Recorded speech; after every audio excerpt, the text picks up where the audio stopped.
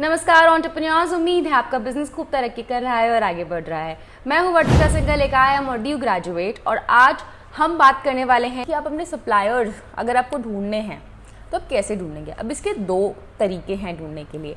एक उस टाइप के सप्लायर्स जिनसे आपको सिर्फ माल चाहिए, जो आपको सिर्फ सोर्सिंग के लिए आपको चाहिए होते हैं, जिसमें मैंने आपको पिछले चैप्टर में बताया था। आपके आते हैं जस्ट डायल, ट्रेड माई इंडिया और Sulekha, yellow pages, industry buying, इस टाइप के प्लेटफॉर्म्स जहाँ से आप सिर्फ सप्लायर्स, जहाँ से आप अपने सिर्फ प्रोडक्ट सोर्स करने के लिए सप्लायर्स ढूंढ सकते हैं। अब दूसरा आता है जहाँ पर आप प्रोडक्ट सोर्स भी कर सकते हैं और बेच भी सकते हैं। अब ऐसे प्लेटफॉर्म्स की बहुत लंबी लिस्ट है जो इंडिया में आजकल बहुत पॉपुलर हो गए हैं ड्रॉप शिपिंग के लिए ही, सोर्सिंग और सेलिंग दोनों के लिए। मैं आपको आज की वीडियो में इन सारे प्लेटफॉर्म्स की लिस्ट बताने वाली हूँ, उनके नाम बताने वाली हूँ और थोड़ा सा इनके बारे में जानकारी दूंगी, लेकिन इनके बारे में हम डिटेल्ड एनालिसिस करेंगे अगली वीडियो में, जहां हम जानेंगे हर एक प्लेटफॉर्म के प्रोज क्या हैं, कॉन्स क्या हैं, किसके लिए सबसे अच्छा है, क्या इसके फ़ायदे हैं, क्या इसके नुकसान हैं और ये किस टाइप के बिजनेसेस के लिए अच्छा है। तो अभी हम सिर्फ इन प्लेटफॉर्म्स के नाम जानेंगे। ऐसे कुछ 13 प्लेटफॉर्म्स हैं आपके पास अवेलेबल आज के टाइम में, जहाँ पर आप सोर्सिंग और सेलिंग दोनों कर सकते हैं। पहला आता है बाप स्टोर, दूसरा आता है सेल हू, तीसरा आता है CJ ड्रॉप शिपिंग, चौथा आता है अली ड्रॉप शिप, पांचवा आता है हॉट हार्ट, छठा आता है प्रिंटफुल, सातवां आता है स्पॉकेट, आठवां आता है नीश ड्रॉप शिपिंग, नवा आता है ड्रॉपिफाइड, 10वां आता है डोबा, 11वां आता है मॉडलिस्ट, 12वां आता है एप्सीनिक, 13वां आता है हाइपर SKU और 14 आता है प्रिंटिफाई। तो ये ऐसे कुछ 14 प्लेटफॉर्म्स हैं जो आपको मदद कर सकते हैं सोर्सिंग और सेलिंग के साथ। अब मैंने इन सब की जो नाम है और इनके जो लिंक है वो मैंने डिस्क्रिप्शन में डाल दिया है कि जब तक आप ये वीडियो देख लें, जब तक चौथा चैप्टर आए, उससे पहले अगर आपको इनकी रिसर्च करनी है, इन प्लेटफॉर्म्स को जाकर देखना है, आप डिस्क्रिप्शन में जाके इन लिंक्स पे क्लिक कर सकते हैं और जाके इनके बारे में ज़्यादा जानकारी ले सकते हैं। और चौथे चैप्टर में जैसे मैंने अभी आपको बताया, नहीं तो मैं करूँगी एक डिटेल एनालिसिस, आप वो चौथा चैप्टर देखने और समझने के बाद भी इनके ऊपर रिसर्च कर सकते हैं। तो सप्लायर्स ढूंढने के लिए जैसे कि मैंने आपको बताया कि बस 2 तरीके हैं, करेक्ट। अब मूव करते हैं। अब अपने सप्लायर्स ढूंढ लिए, इनमें से आप सप्लायर फाइनलाइज कर लीजिए कि भाई आपको कौन सा सप्लायर चाहिए। ज़रूरी नहीं है कि आपको एक ही सप्लायर रखना है, आप एक से ज़्यादा कर सकते हैं। अब आपने सप्लायर सोच लिया, लेकिन सप्लायर फाइनलाइज करने के लिए शॉर्ट लिस्ट कर लिया आपने लिस्ट, बट सप्लायर फाइनलाइज करने से पहले आपको कुछ चीज़ों का ध्यान रखना चाहिए। अब मैं आपको बता रही हूँ ऐसे ऐसे फाइनलाइज करने के लिए आपको क्या क्या चीज़ों का ध्यान रखना चाहिए और क्या क्या फैक्टर्स को कंसिडर करना चाहिए ड्रॉप शिपिंग के लिए सप्लायर फाइनल करने को। तो पहला है कि आप ट्राई कीजिए कि आप किसी के थ्रू नहीं जाएं सप्लायर के पास, आप डायरेक्टली सप्लायर को कांटेक्ट करें, ताकि जो वो बीच के कॉस्ट होते हैं ना वो ख़त्म हो सके। आप किसी के थ्रू जाएंगे तो बहुत सारे बीच में जो इंटरमीडिएटरी कॉस्ट होती है वो बड़ी ऐड हो जाती है।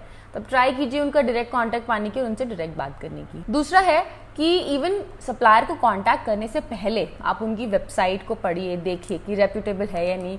ऑनलाइन उसका एक बारी रिसर्च कीजिए, कहीं रेटिंग, कुछ उसके बारे में उसकी बिजनेस की रिव्यूज़ कैसे हैं, वो ऑथेंटिक है कि नहीं है, आप उसके बारे में ज़रूर जानकारी लीजिए, वो ज़रूर रिसर्च कीजिए। तीसरी आती है कि जैसे मैंने अभी आपको बताया कि कस्टमर रिव्यूज़ याद से देखिएगा और उस वेबसाइट के बारे में कहीं और बात हो रही है नहीं हो रही है, उसके अलावा कहीं नेगेटिव बात हो रही है नहीं हो रही है, वो ज़्यादा ध्यान से देखिएगा कि नेगेटिव क्या बातें हो रही हैं। और अगर आपको ऐसा कुछ लगता है कि अब कुछ भी डाउटफुल है, तो ये सारी चीज़ें जब आप उनसे बात करेंगे, वो सारी चीज़ों का ध्यान रखिए जो भी आपने नेगेटिव कमेंट सुने हैं, और उनका सोल्यूशन यानी कि उनके बारे में उनका एक्सप्लेनेशन उनसे ज़रूर मांगिएगा। चौथी चीज़ आती है, हमेशा प्रोडक्ट्स फाइनलाइज करने से पहले और सप्लायर्स फाइनलाइज करने से पहले कुछ प्रोडक्ट सैंपल ज़रूर मांगेगा, ताकि आप उनको टेस्ट कर सकें फाइनल ऑर्डर देने से पहले, क्योंकि आपको नहीं पता कि प्रोडक्ट क्वालिटी कैसी है। तो हमेशा से प्रोडक्ट क्वालिटी पहले टेस्ट कीजिए। उसके बाद फ्री सैम्पल्स, मोस्टली सप्लायर्स आपको कुछ फ्री सैम्पल्स देते हैं, प्रोडक्ट सैम्पल्स देते हैं।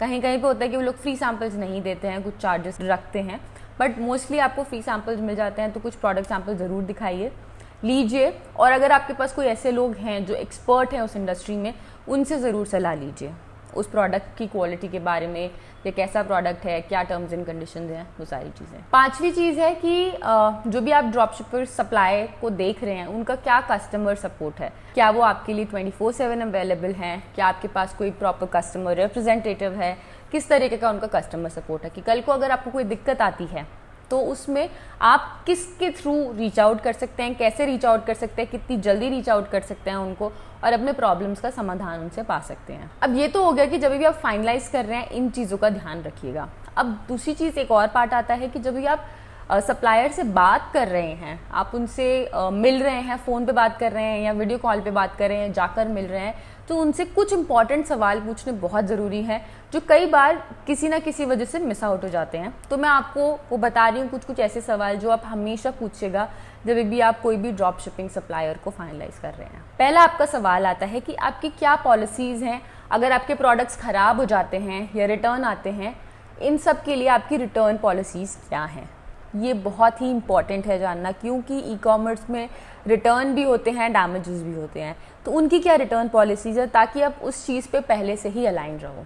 दूसरा सवाल आता है कि आपका ऑर्डर फुलफिलमेंट टाइम क्या है, यानी कि अगर मैंने आज आपको ऑर्डर प्लेस किया तो आप कितने टाइम में उस ऑर्डर को फुलफिल कर सकते हो। ये नहीं हो कि मैंने सोचा कि हाँ मैंने ऑर्डर प्लेस कर दिया और कल आ जाएगा, और उन्होंने 1 हफ्ता लगा दिया, और फिर आपको बाद में पता चल रहा है कि जी हमारा तो स्टैंडर्ड टाइम 1 हफ्ते का ही है। तो ये चीज़ भी आपको बहुत इंपॉर्टेंट है पूछनी कि आपका ऑर्डर फुलफिलमेंट टाइम कब का है, कितना टाइम आप लोग लेते हैं। तीसरा सवाल आता है, क्या आपके प्रोडक्ट के सप्लायर के पास इंश्योरेंस है उनके प्रोडक्ट्स का, हाँ या नहीं।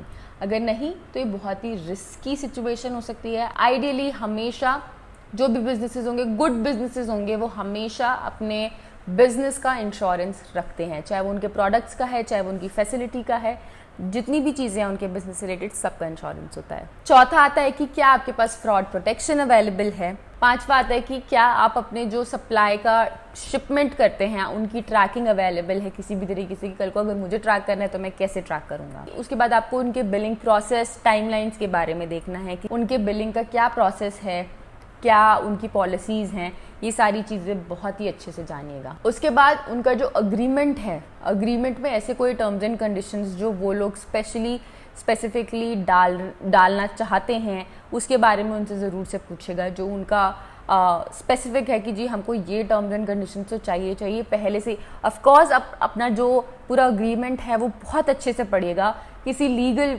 बंदे को ज़रूर से पढ़वाइएगा, जो भी आप जिसको भी जानते वानते हो। अगर आप किसी को जानते भी नहीं है तो स्पेसिफिकली किसी लॉयर को पैसे देखिए, वो अपना अग्रीमेंट पढ़वाइएगा, लेकिन बिना पढ़े अग्रीमेंट बिल्कुल नहीं साइन कीजिएगा। और स्पेसिफिक कोई टर्म्स एंड कंडीशंस है तो वो ज़रूर डिस्कस कीजिएगा, उनकी भी और आपकी भी, दोनों की।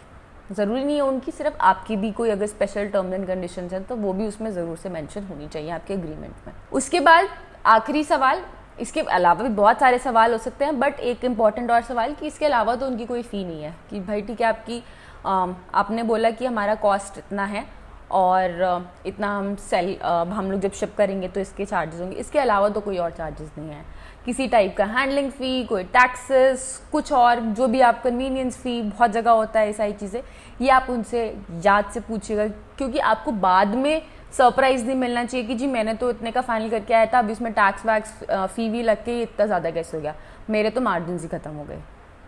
तो ये सारी चीज़ें आप शुरुआत में फाइनलाइज करने से पहले जब भी आप ड्रॉप शिपिंग सप्लायर के पास बैठें या उनसे बात करें, ये सारे सवाल ज़रूर से पूछेगा। तो अगर आपको ये वीडियो पसंद आया तो किसी एक दोस्त, रिश्तेदार, जानने पहचाने वाले जिसको भी इस वीडियो से मदद हो उसके साथ ज़रूर से शेयर कीजिएगा। ये वीडियो ही नहीं, अगर आपको लगता है आपकी जान पहचान में कोई भी ड्रॉप शिपिंग करना चाहता है, ऑलरेडी कर रहा है बट स्ट्रगल कर रहा है कि कैसे सक्सेसफुल बनाना है, किसी को भी जिसको भी इस सीरीज़ से मदद हो, इस पूरे कोर्स से मदद हो, उसके साथ ज़रूर से शेयर कीजिएगा।